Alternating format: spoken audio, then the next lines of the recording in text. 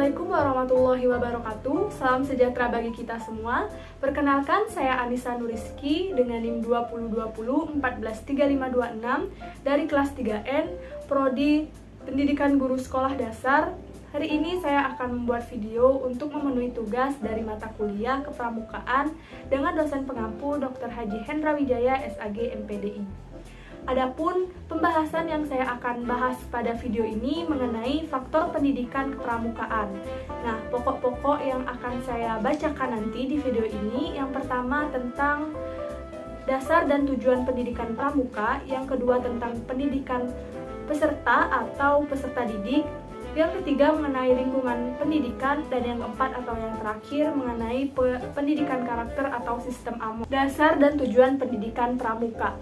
Pendidikan pramuka merupakan salah satu pendidikan non-formal yang ada di Indonesia yang menjadi wadah pengembangan potensi diri serta memiliki akhlak mulia, pengendalian diri, dan kesenangan hidup untuk melahirkan kader bangsa dan negara.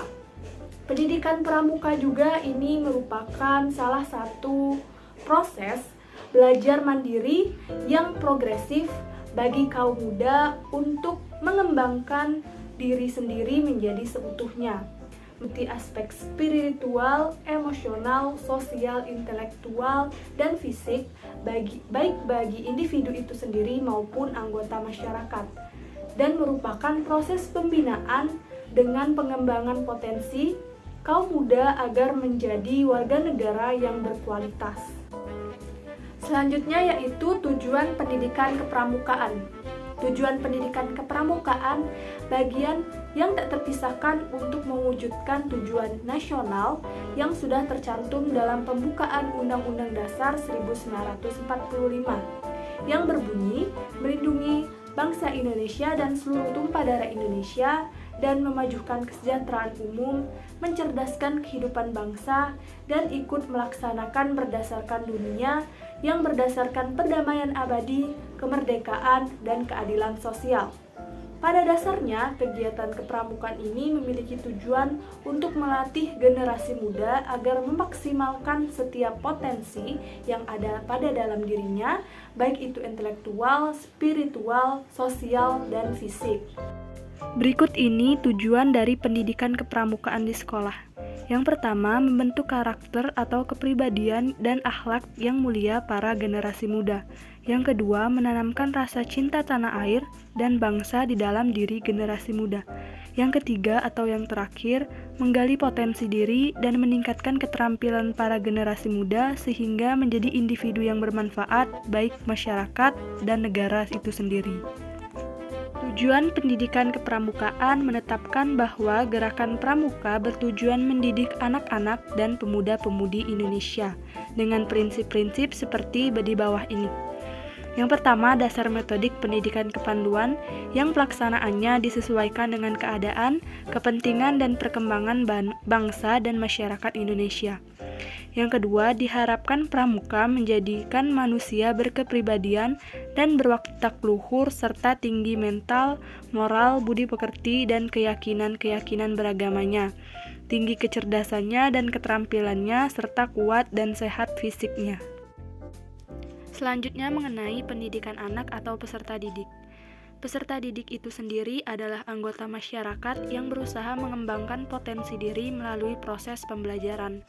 Pada jalur pendidikan, baik pendidikan informal, pendidikan formal maupun pendidikan non-formal, pada jenjang pendidikan dan jenis pendidikan tertentu.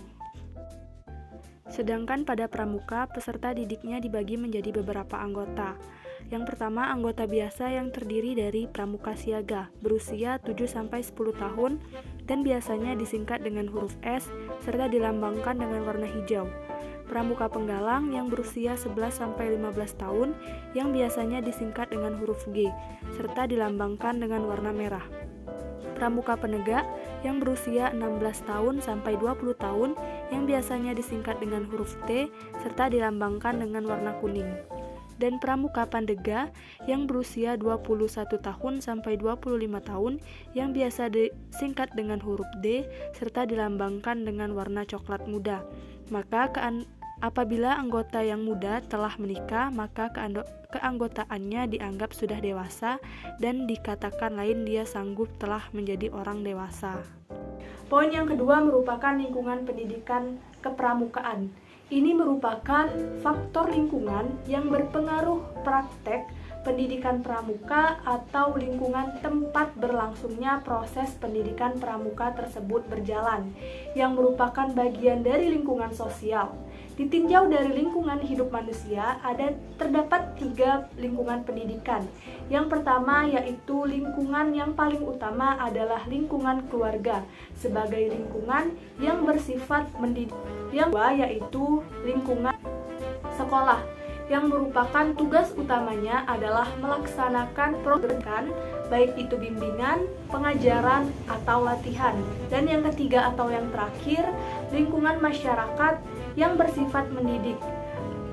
Contohnya Gerakan Pramuka atau PMR Parang Merah Remaja dan sebagainya. Poin yang ketiga mengenai pendidikan karakter dan sistem Among.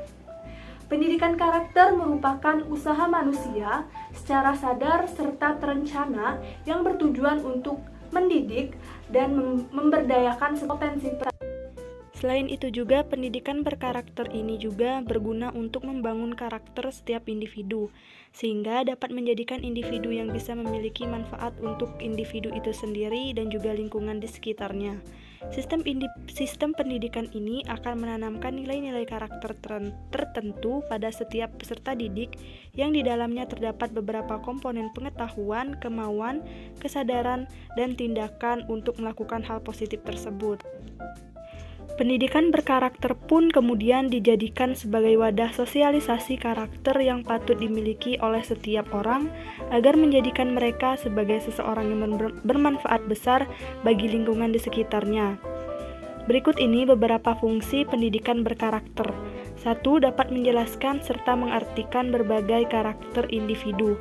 2. Mengetahui berbagai karakter baik setiap individu. 3. Menuangkan contoh perilaku berkarakter yang baik dalam kehidupan sehari-hari. 4. Atau yang terakhir, memahami sisi baik dan menjalankan perilaku berkarakter individu. Selanjutnya yaitu sistem Among.